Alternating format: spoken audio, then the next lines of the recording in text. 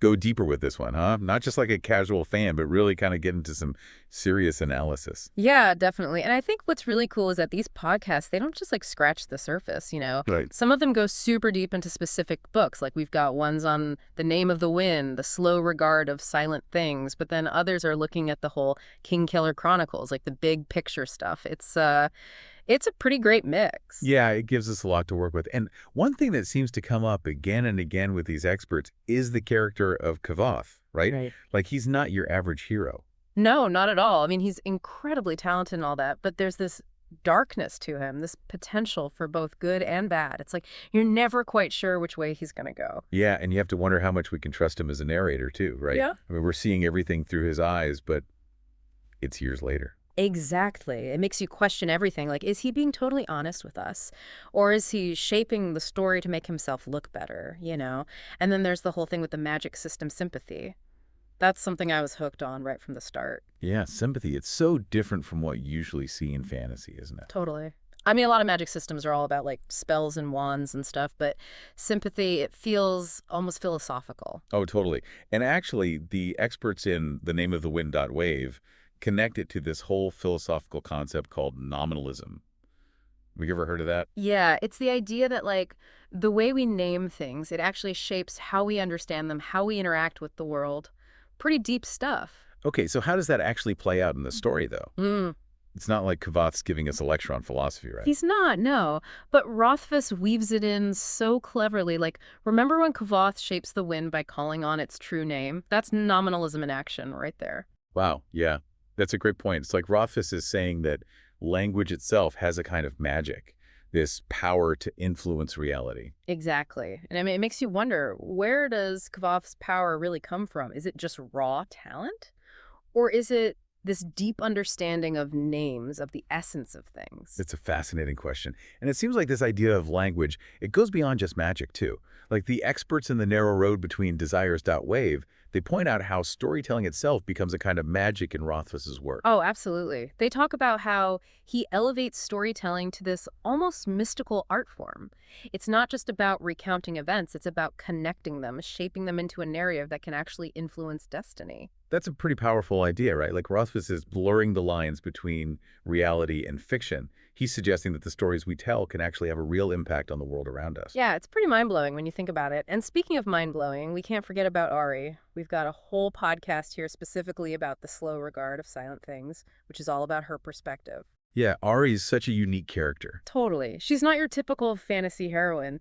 And the expert in that podcast, they talk about how Rothfuss actually changes his whole writing style to reflect Ari's way of experiencing the world. It's true, like reading her story, it's almost like stepping into a dream. It's all fragmented, all sensory, you know? Exactly. And what's even more interesting is the experts in the narrow road between desires.wave, they suggest that her story, even though it seems kind of separate from the main Kingkiller Chronicles, it might actually hold some clues to unlocking some of the bigger mysteries, you know? Oh, really? Like it's a key to understanding the whole thing. Yeah, exactly. They say it's like there's a lot more going on beneath the surface than we might realize at first. That's so cool. It makes you wonder, what else is Rothfuss hiding in plain sight, you know? Right. And that's one of the things I love about his writing. There's always something more to discover, something to think about. It's like he's challenging us to really pay attention, to dig deeper, to look for those hidden connections. It's like a literary treasure hunt. Totally.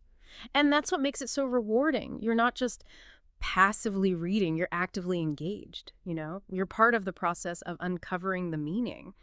You know, one thing that really jumps out from these podcasts is like this whole mystery around the Chandra, and they're always kind of lurking in the background. You know, like these shadowy figures, always tied to tragedy and destruction.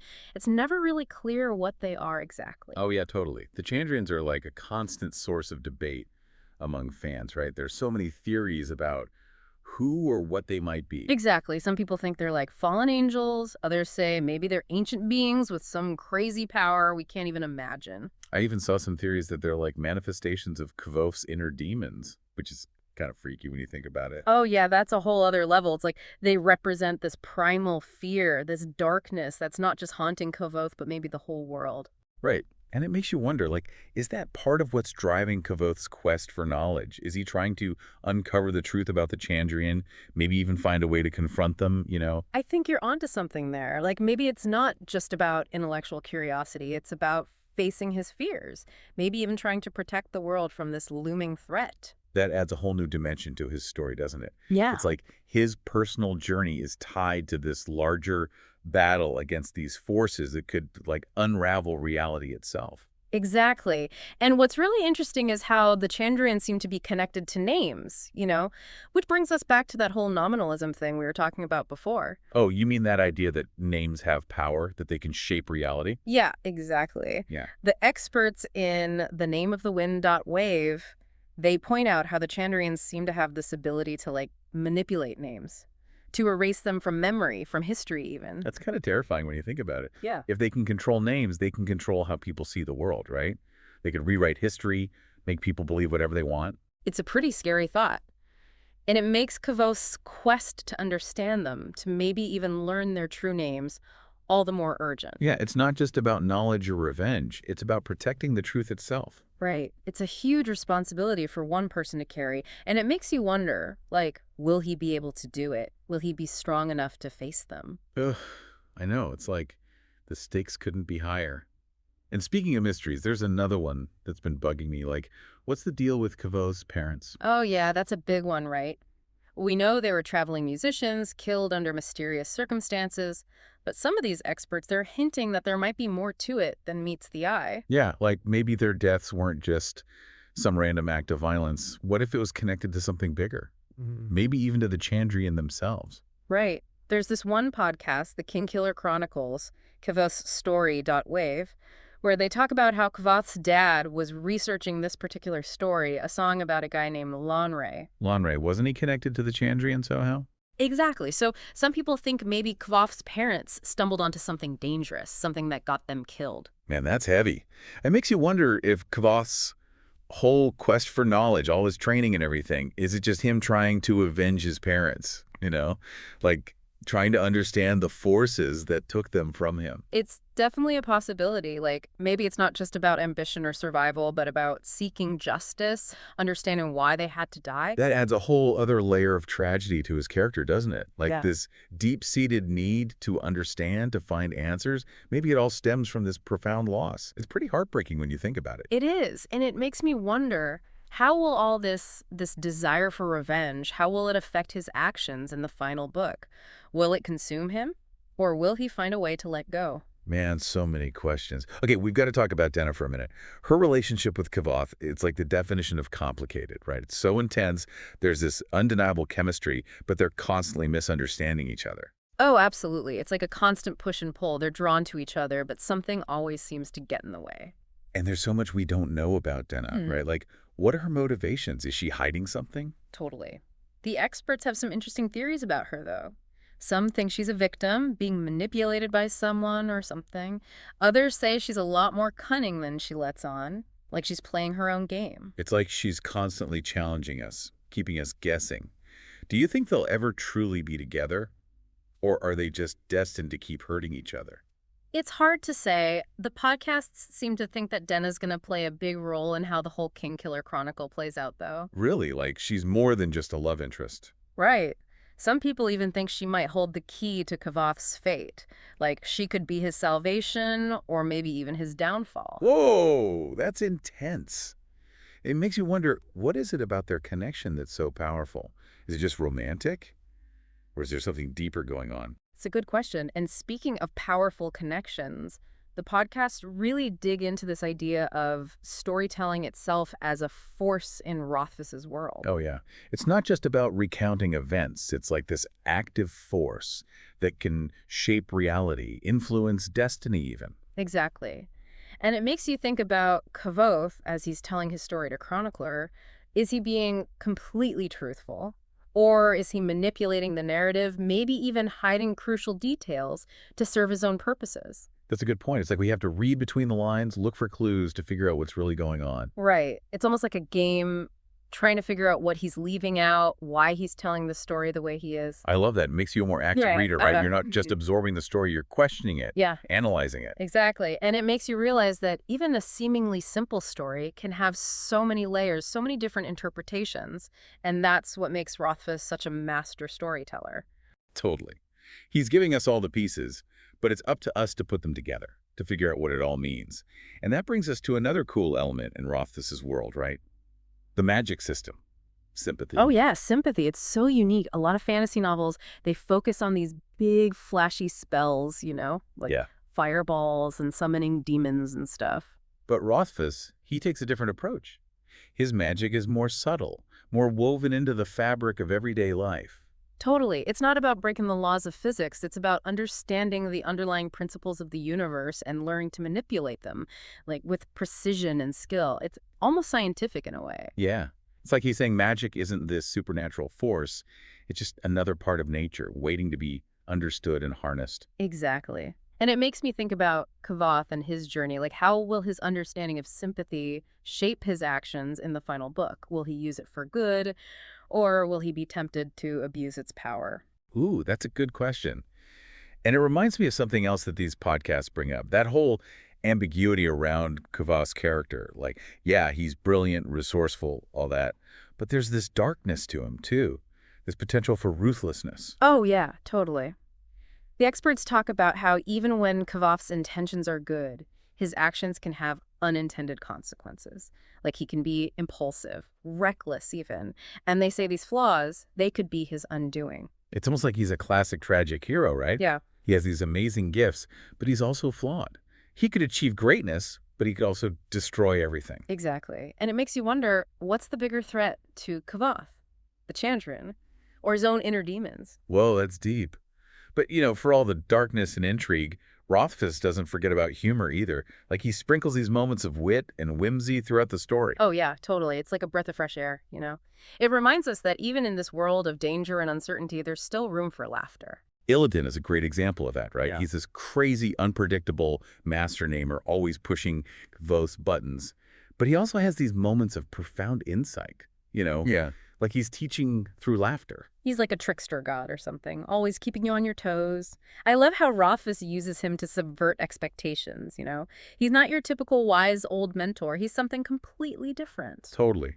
And those moments of humor, they're important, I think. They make the characters feel more real, more human. Like, they're not just these archetypes. They have their own quirks and flaws and funny little moments, just like us. Exactly. It makes the world feel more alive, more relatable. And speaking of relatable, Rothfuss is a master of symbolism, isn't he? Like he weaves these symbolic images and motifs throughout his stories. Oh, absolutely. One that really sticks out is the whole thing with knots and bindings. Yeah, that's a big one. It comes up all the time, right? Yeah. And Kvothe studies his relationship with Denna, even in his encounters with the Fae. Right. What do you think it all means? Well, the experts in the narrow road between desires.web, they say it might represent interconnectedness. Like how our actions have consequences that ripple outward, affecting other people, shaping the course of events. That's really interesting. Like, we're all connected by these invisible threads, and even small choices can have huge consequences. Yeah, exactly. It makes you think about the responsibility we have to each other, right?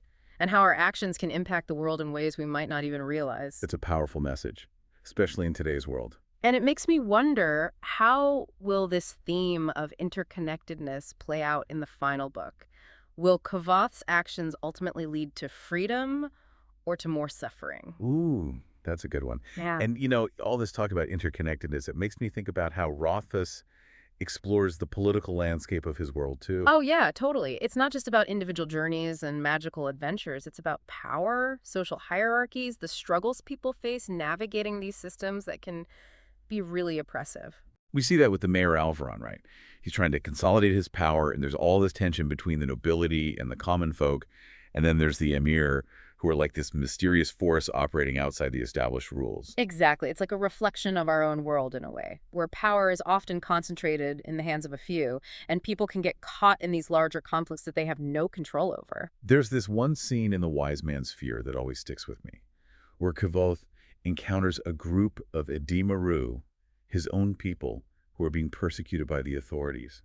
It's really heartbreaking, you know? Yeah, it's a powerful reminder that prejudice and injustice exist everywhere, even in a fantasy world. And it makes you wonder, how will Kvothe respond to these political conflicts in the final book? Will he get involved? Will he try to make a difference? Those are big questions. It's a testament to Rothfuss's skill as a writer that he can create a world that's so rich and complex, where these political and social issues are woven into the very fabric of the story. I agree. It makes you think, it makes you feel, and it leaves you wanting more. And, even without knowing the ending, the journey itself has been incredible. All the discussions, the theories, the excitement of sharing this world with other fans, it's all part of the magic. Absolutely. And these podcasts have been such a great way to dive deeper into those discussions, to explore different perspectives and interpretations. It's really enriched my understanding of Rothfuss's work. Me too. Yeah. And who knows, maybe by the time we do another deep dive into the Kingkiller Chronicles, that elusive third book will have finally arrived. Fingers crossed. But even if it doesn't, there's still so much to appreciate, so much to discuss. Exactly. And as Kvothe himself would say, the best stories always take their time. Mm. So we've talked about the characters, the magic system, the political stuff, even the humor in Rothfuss's world. But I think there's a bigger question here, right? Like, what is about his writing that really grabs people? Why do these stories stick with us, even years later? That's the real mystery, isn't it? I think one reason is that Rothfuss, he taps into something universal, something that goes beyond just fantasy, something that's about the human experience. Yeah, I think you're right. It's like he's able to capture those core truths about life, like love and loss, ambition, betrayal, that search for who we are, what our purpose is. Exactly. And he does it with such skill. His stories are so intricate, the characters are unforgettable. There are these moments of insight that just stay with you. There's this one line in The Name of the Wind that I always think about. Kvothe says, stories are a way to preserve the past, to understand the present, and to dream of the future. And I think that's what Rothfuss is doing, right? Totally. He's showing us that stories are more than just entertainment. They're how we make sense of the world, how we connect with something bigger than ourselves. And that's why his stories resonate with us, I think. They offer this escape into a world of magic and wonder, but they also reflect our own lives, our own hopes and fears. Yeah, and the experts in the narrow road between desires.wave, they talk about how Rothfuss's work, at its heart, it's about this search for meaning, that human desire to find our place in the world, to create something that will last. It's so true, especially in a world that can feel so chaotic sometimes. Rothfuss's stories offer this sense of hope. Like even in the darkest times, there's still beauty, there's still connection. Absolutely. And it reminds us that even in the everyday, the mundane, we all have this power to create, to connect, to leave our mark on the world. And one way Rothfuss does that is through music. Like music is such a driving force in his stories. Oh yeah, for sure. Music is like a part of Kvothe's very being, Yeah. right? It's almost like magic itself, the way it opens doors for him, creates opportunities. And the way Rothfuss writes about music, it's incredible. Like you can almost hear the melodies, feel the rhythm as you're reading. It's so immersive. It's like he's translating the feeling of music into words. It really makes you wonder, what role will music play in the final book? Will Kvothe use his gift to overcome obstacles, to heal relationships, to find peace? Who knows? Okay, so we've talked about all the things we love about Rothfuss's work. Hmm. But it's also fair to say that not everyone connects with his style, right? Yeah. Like the podcasts do mention some criticisms. Yeah, for sure. Some people find his writing a bit dense. Maybe the pacing is too slow for them. And of course, there's the whole issue of the long wait for the third book. Right. Which, let's be honest, is a valid complaint. But I think even the criticisms, they speak to the power of his work. Like this isn't a story that's trying to please everyone. It's challenging, it provokes, it makes you think. And isn't that what good literature is supposed to do? Make us think critically, have discussions, grapple with complex ideas. Absolutely. And I think that's why, even with the criticisms, even with the years of waiting, Rothfuss's work continues to resonate with so many people. He's created a story that's more than just entertainment. It's something profound, something that stays with you. Well said. It's been a real joy diving into the world of Patrick Rothfuss with you, and I have a feeling we've only scratched the surface. I agree. There's always something new to discover with his work. And hey, who knows?